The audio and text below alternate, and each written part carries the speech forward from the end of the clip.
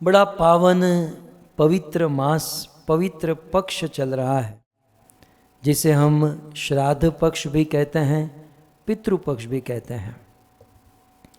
और जैसे मैंने कहा कि ये पितृओं के दिन चल रहे हैं, और इन दिनों में हमें हमारे पितृओं को स्मरण करना, पितृओं की याद करना, और पितृओं की याद में पितृओं के लिए हमें कुछ ना कुछ या बहुत कुछ करना, ये हम सब पुत्रों का धर्म है, कर्तव्य है, रिस्पॉन्सिबिलिटी है। कई बार कुछ लोग यह सोचकर या ये कहकर टाल देते हैं कि ये सब तो अंधश्रद्धा है, ये सब तो आपका फेथ है, हमारा फेथ नहीं है। परंतु ऐसा नहीं है भक्तों, ये हमारा वैदिक वांग्मय जो है, ये हमारा जो वैदिक शास्त्र जो है, ये मात्र अंधश्रद्धा के ऊपर डिपेंड नहीं है। हमारा ये पूरा वैदिक वांग्मय शास्त्र साइंस के ऊपर डिपेंड है। श्रील प्रभुपाद अक्सर कहते थे, कृष्ण भावनामृत ये भावुकता नहीं है, ये साइंस है। ये श्राद्ध, ये पितृपक्ष, पितृओं को तर्पण, ये कोई श्रद्धा का विषय, अंधश्रद्धा की बात नहीं, ये बहुत बड़ा साइंस है भक्तों, बहुत बड़ा साइंस। यदि शास्त्र को पढ़े समझे तो ये सारी बात भली भांति आपको समझ में आ सकती है। मैं रोज थोड़ा बहुत इस पर चर्चा करूँगा, लेकिन ये श्राद्ध क्या होता है, क्यों होता है, कैसे होता है, इस पर वैदिक और साइंटिफिकल क्या रीज़न है। हम देखते हैं कि जैसे भगवान कृष्ण भगवद गीता में कहते हैं कि ममेव वांशे जीव लोके जीव भूत सनातन। इस पूरी बात को समझने के लिए पहले ये तो समझना होगा कि हम आत्मा है। We are not a body, we are a soul. अब लोग यहीं पर ही अटके हुए हैं, मतलब यही नहीं जानते कि हम आत्मा है और ये शरीर अलग है। तो फिर वो ये श्राद्ध और ये पितृपक्ष तो उनके लिए बहुत दूर की बात है। ग्रेजुअली इन बात को समझना होगा। सबसे पहली बात कि हम आत्मा है और हमें ये जो मिला है ये शरीर है, और पूर्व जन्म के कर्मों के अनुसार हमें शरीर प्राप्त होता है, हमें जन्म प्राप्त होता है।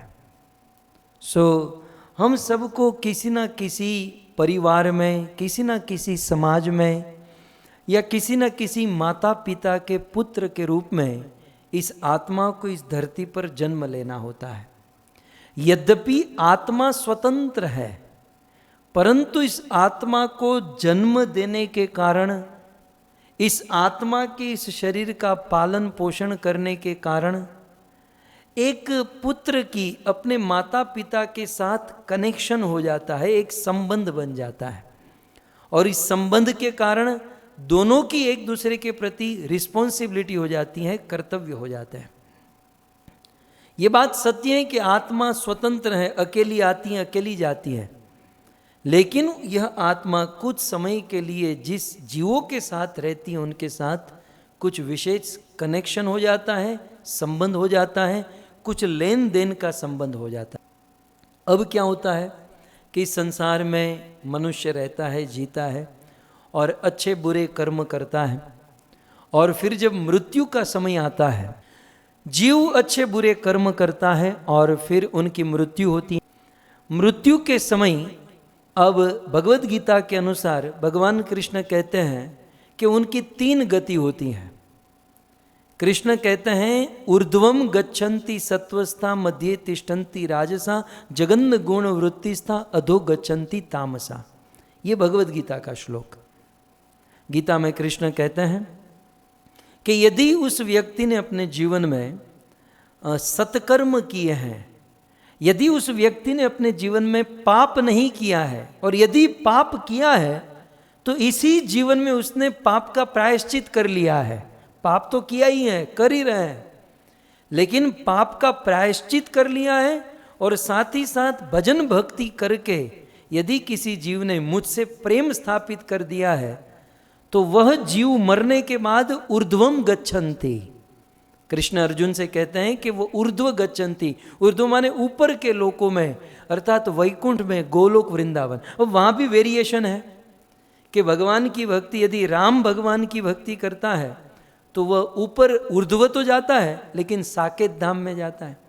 यदि भगवान कृष्ण की ऐश्वर्य भाव में भक्ति तो द्वारिकापुरी, मथुरापुरी, विष्णु की भक्ति तो वैकुंठ में, और भगवान श्री कृष्ण की माधुर्य भाव में, ब्रज भाव में यदि कोई भक्ति करता है, जैसे नंद यशोदा, जैसे गोपिया, जैसे श्रीदाम सुदाम आदि सखा ने ब्रज भाव में यदि कोई भक्ति करता है तो टॉप मोस्ट, सबसे ऊपर गौलोक वृंदावन को प्राप्त करता है। ये हो गई ऊर्ध्व गच्छति। अभी ऊर्ध्व गच्छन्ति में दूसरी बात भी है कि चलो भाई, कोई व्यक्ति भक्ति नहीं किया, लेकिन जो पाप किया है उस पाप को उसने इसी जन्म में खत्म कर दिया, और पुण्य किया है तो पुण्य करने वाला व्यक्ति भी ऊर्ध्व गच्छति, लेकिन वो इतना ऊर्ध्व नहीं जाएगा। वो ऊर्ध्व गच्छति होगा लेकिन वो इसी जगत में, इसी ब्रह्मांड में स्वर्ग तक जाएगा, वो स्वर्गीय लोकों में जाएगा। तो ये हो गई ऊर्ध्व गच्छन्ति। फिर कृष्ण गीता में कहते हैं मध्य तिष्ठन्ति राजसा और जगन्न गुण वृत्तिस्था अधो गच्छन्ति तामसा। दो प्रकार के लोगों की बात करते हैं कि जो लोग रजोगुणी है, वे रजोगुणी व्यक्ति इसी संसार में फंस जाते हैं, और जो तमोगुणी है वह इसी संसार में तो फंसेंगे लेकिन नरक की उग्र यातना और दंड सहन करना होगा। अच्छा, एक चीज जो बीच में छूट गई वो मैं कह दूं कि कुछ लोग भजन भक्ति किए हैं परंतु भजन भक्ति उनकी अधूरी रह गई है। तो अधूरी भक्ति जिनकी रह चुकी है वो मरने के बाद न ऊर्ध्व गच्छन्ति न अधो गच्छन्ति, न ऊपर जाएंगे न नरक में जाएंगे। जिसकी भक्ति अधूरी रह गई है, जैसे हम सब लोग जो भजन कर रहे हैं, तो वो मरने के बाद सीधे मनुष्य बनेंगे, तुरंत मनुष्य बन जाएंगे। और मनुष्य भी कैसे बनेंगे? शुचिनाम श्रीमताम गेहे योगो भ्रष्ट अभिजायते। वो किसी पवित्र परिवार में, धनी परिवार में, भजन करने वाले परिवार में, जहाँ पर उनको ज़्यादा संघर्ष न करना पड़े, जहाँ उनके लिए भक्ति का मार्ग हाईवे की तरह खुला है, भजन करे और इसी जन्म में भगवान को प्राप्त कर ले। परंतु यदि कोई व्यक्ति इस संसार में जीवन भर पाप करता है और अपने पापों का प्रायश्चित नहीं कर सकता, या फिर जीवन में भजन नहीं किया, भक्ति नहीं किया है, तो ऐसा व्यक्ति मरने के बाद उसकी क्या गति होती है, कुछ मात्रा में श्रीमद् भागवत में बताया गया, और विस्तार से यदि सुनना हो तो गरुड़ पुराण में बताया गया है। दुर्भाग्य यह है हमारे देश में गरुड़ पुराण मरने के बाद सुनते हैं, लेकिन गरुड़ पुराण जीते जी यदि सुन ले तो बच्चों को पीछे गरुड़ पुराण बिठाने की जरूरत ही ना पड़े हैं। होता क्या है कि पीछे गरुड़ पुराण बिठाते हैं, पहले यदि सुन लेंगे तो फिर ये नौबत ही नहीं आएंगे। तो गरुड़ पुराण में भगवान विष्णु ने गरुड़ जी को बड़े विस्तार से मानव धर्म का, मानव की अवस्था का वर्णन भगवान विष्णु ने गरुड़ जी को विस्तार से किया है। उनमें से कुछ बातें और भागवत की कुछ बातें मिलाकर एक साधारण रूप से आपके बीच में यदि प्रस्तुत करूं, तो सर्वप्रथम जीव जब अपना प्राण त्यागता है तो प्राण त्यागने के बाद 12 दिन तक वो जीव इसी संसार में रहता है, और 13वें दिन उनका 13वां होता है। 13मुं જેને આપણે કહીએ, કોઈકનું 12મું, 12वां, 13वां, जो भी अपनी समाज की विधि है। लेकिन ये साइंस है, इसे आप श्रद्धा अंधश्रद्धा के रूप में मत देखिएगा। आजकल आप देखते हो साइंस ने क्या साबित किया, किसी भी व्यक्ति के अंदर जो जर्म्स होते हैं वो 14 दिन तक होते हैं। आज इस कोविड में, कोरोना में क्वारंटाइन के लिए 14 दिन फिक्स किए गए हैं। ये 14 दिन क्यों? क्योंकि साइंस है कि ये जो चेतना का जो प्रभाव है वो 14 दिन तक रहता है, 12-14 दिन तक ये प्रभाव रहता है। शरीर से जब आत्मा निकलती है, मृत्यु किसे कहते हैं? मृत्यु ये पंच महाभूत से जो बना हुआ शरीर है, पृथ्वी जल अग्नि वायु आकाश, जिससे ये शरीर बना है। और इस पंच महाभूत के शरीर में 5 सूक्ष्म वस्तु है, मन, बुद्धि, अहंकार, आत्मा और परमात्मा। सो परमात्मा और आत्मा मन, बुद्धि, अहंकार को लेकर हृदय से निकल जाते हैं, ये शरीर गिर जाता है।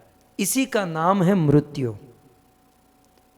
आत्मा, परमात्मा, मन, बुद्धि, अहंकार, ये 5 वस्तु निकलती है। ऐसा नहीं आत्मा गया, नहीं।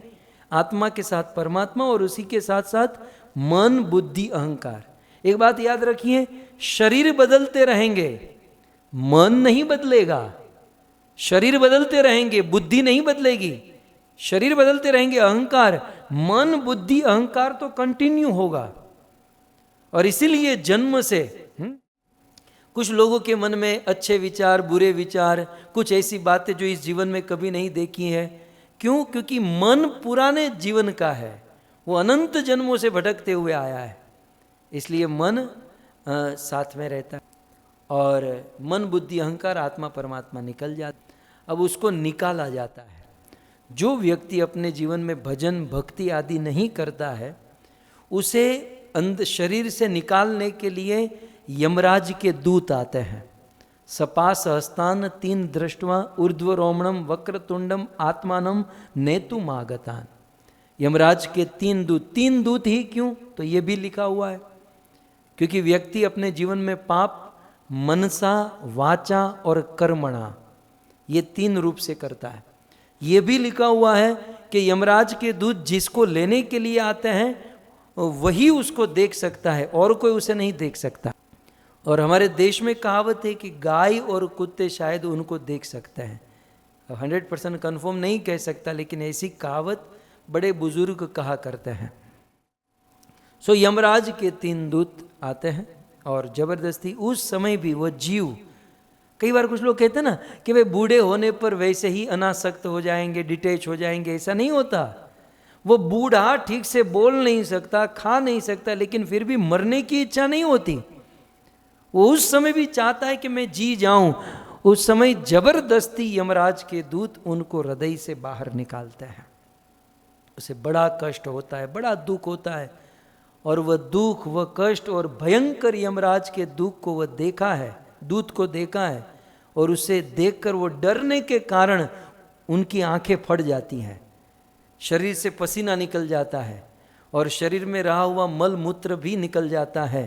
तो समझना चाहिए यमराज के दूत को देखा है। कई बार किसी व्यक्ति की मृत्यु हुई हो तो आप देख सकते हो इस प्रकार की क्रिया हुई है, समझो यमराज के दूत को देखा है। और इसका प्रमाण यह है कि यमराज के दूत जिसको लेने के लिए आते हैं उनके प्राण कमर के नीचे से भागों से जाते हैं, और ऊर्ध्व गति होने वाले के प्राण ऊपर से जाते हैं, कान से, आँखों से, नाक से, मुख से, ये ऊपर के अंगों से जाते हैं। और नरक में जाने वाले का नीचे के अंगों से जाता है। सो इस प्रकार ये सारी बातें मैंने पहले ही कहा कि बहुत सारे एंगल हैं। मैं कई सारे एंगल मिस भी कर दूंगा क्योंकि बहुत सारी बातें हैं, आपके फिर प्रश्न हो तो पूछ सकते हैं। तो फिर वह जीवात्मा को निकाला जाता है। गरुड़ पुराण में स्पेशली ये वर्णन है कि जिस दिन मृत्यु होती है उस दिन उस जीव को निकालकर तुरंत यमराज के दूत उसे यमराज के पास लेकर जाते हैं। सेम डे, मृत्यु के सेम डे वो यमराज के पास जाकर आ जाता है।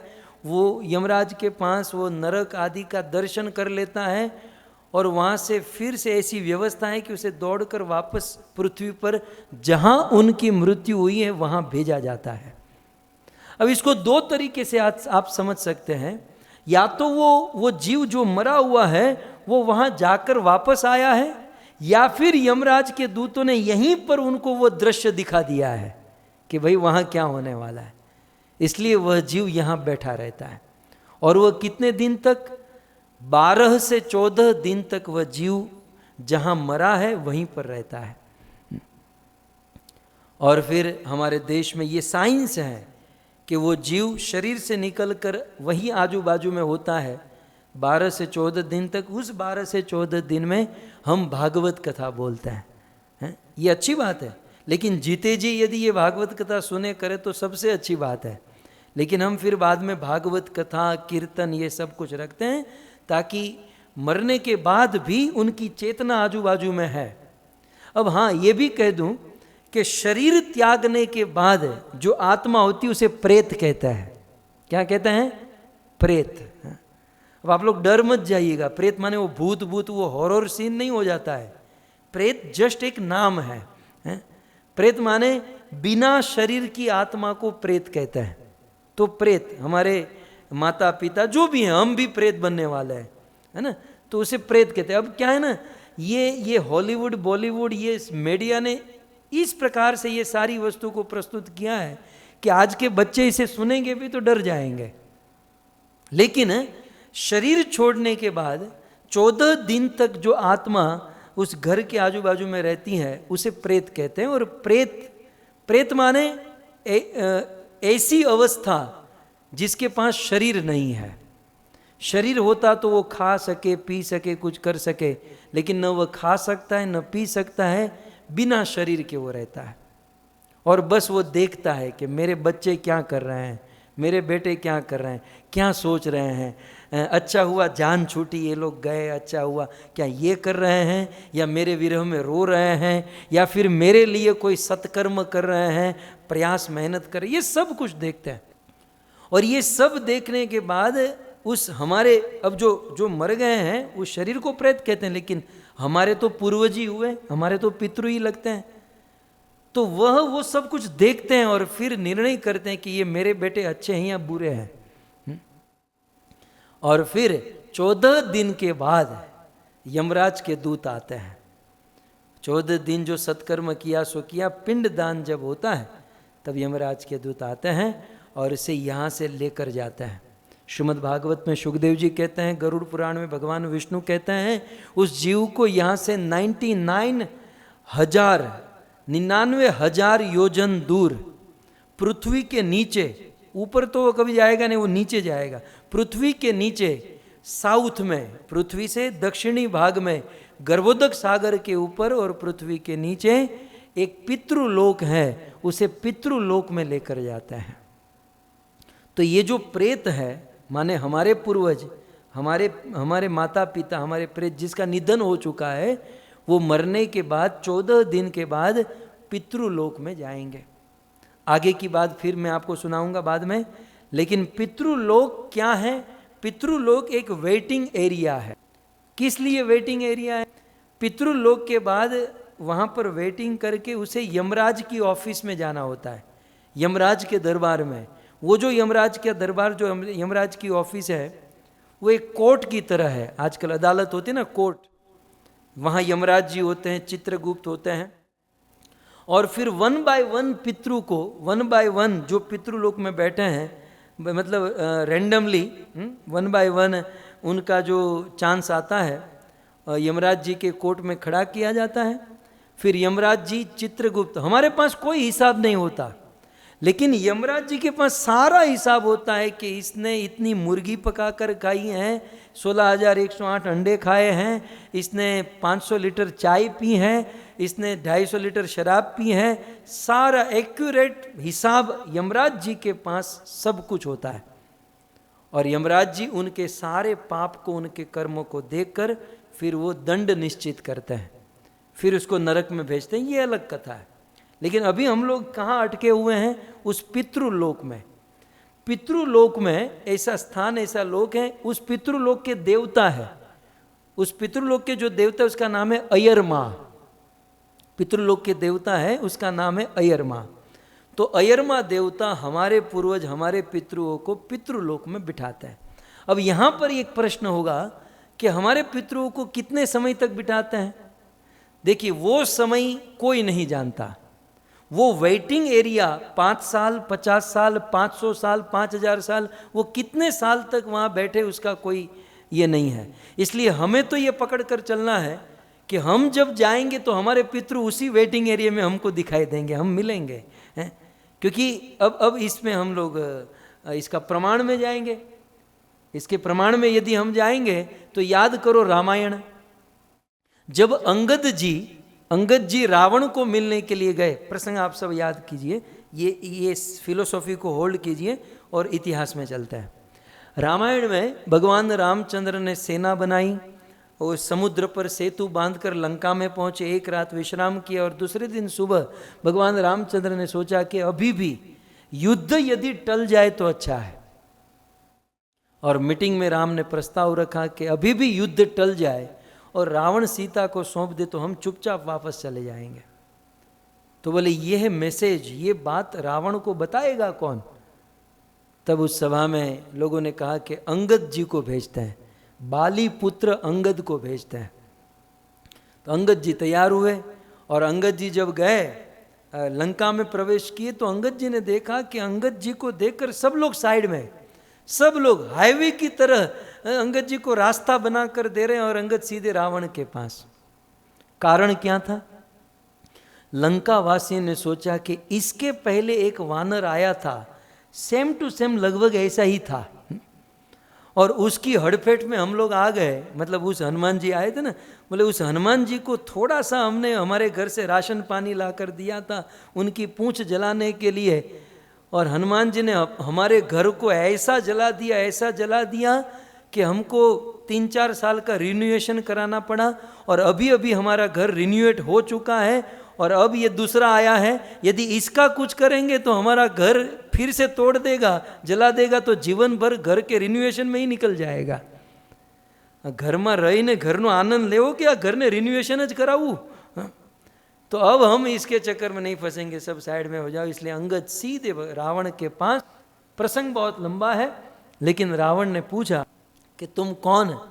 तब रावण ने कहा कि मैं बाली पुत्र। रावण ने कहा कि तेरे पिता कैसे हैं, तेरे पिताजी कैसे हैं? प्रसंग आप सभी को याद है।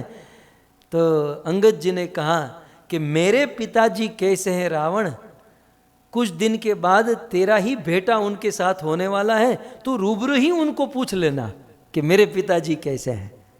ये रामायण का प्रसंग कि कुछ दिन के बाद तू भी वहीं पर जाने वाला है। इसलिए अंगद के पिता बाली की मृत्यु हो गई और बाली की मृत्यु हुई और अब रावण की मृत्यु होने वाली है। तो कहा कि तू ही पूछ लेना कि वो तेरा बेटा वहाँ पर होगा। कहने का अर्थ यह है कि पितृलोक में हमारे पितृ वेटिंग एरिया है, और वहाँ पर 25 साल 50 साल 500 साल तक, और वेटिंग आजकल बहुत चल रहा है क्योंकि ये कोरोना काल में तो इतने मरे बेचारे यमराज को भी कुछ सांस लेने का तो टाइम चाहिए।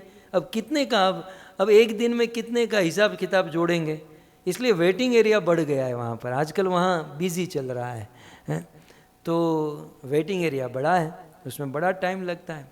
अब यहाँ पर एक प्रश्न है कि हमारे पूर्वज, हमारे माता पिता, जिसको हम पितृ कहते हैं, पूर्वज कहते हैं, तो वे अभी पितृलोक में हैं। पितृलोक के देवता का नाम है अयरमा। अब क्योंकि उनके पास देह नहीं है, शरीर नहीं है, इसलिए साल भर तक उनको भोजन नहीं मिलता है, साल भर तक उनको भोजन नहीं मिलता है और साल भर भूखे रहने पड़ते हैं। अब एक टाइम यदि आप भूखे रह जाओ, क्या हालत होती है। और हमारे पितरों को भी याद करो, बेचारे 1-2 टाइम भूखे रहते थे, कैसी हालत होती थी। और वे हमारे पितृ पूर्वज साल भर भूखे रहेंगे तो उनकी क्या हालत होगी।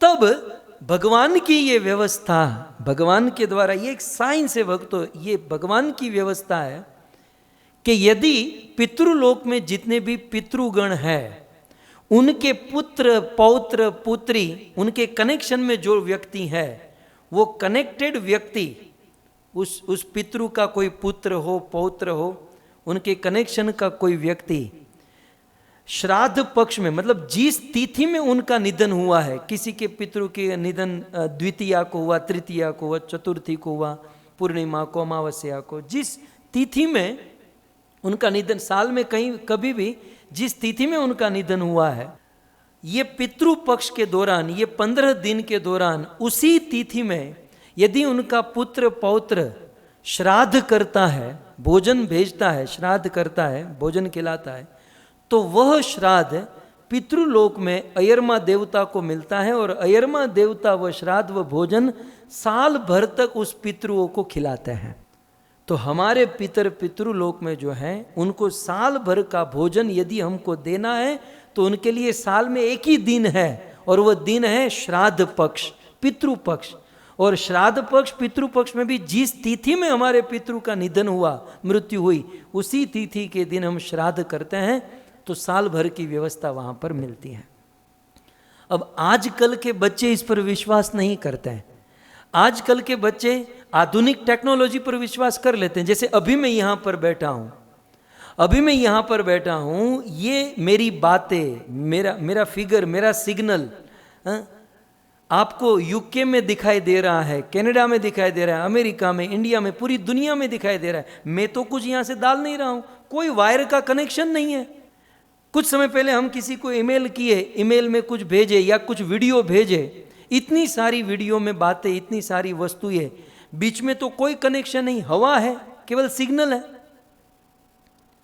तो बिना कोई कनेक्शन के वातावरण से, सिग्नल से बहुत सारा डेटा, बहुत सारी वस्तुएं एक स्थान से दूसरे स्थान हम भेज सकते हैं। जब मनुष्य की ऐसी व्यवस्था है तो क्या भगवान की ऐसी व्यवस्था नहीं? दूसरा पॉइंट कि हम साल में एक दिन श्राद्ध करेंगे, हमारे पूर्वज पितरों को भोजन कराएंगे, तो साल भर की व्यवस्था कैसे होगी? तो इसका दृष्टांत यही है कि चेक जो होता है ना, चेक, बैंक का चेक दिखने में बड़ा छोटा होता है, कागज का टुकड़ा होता है, लेकिन वो छोटा सा चेक जब किसी बैंकर के पास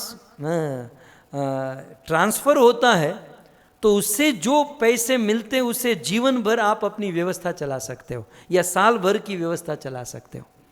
ठीक उसी प्रकार श्राद्ध जो है वो एक चेक की तरह है और वह चेक हम पितृलोक में भेजते हैं, साल भर हमारे पितृ वो भोजन करते हैं।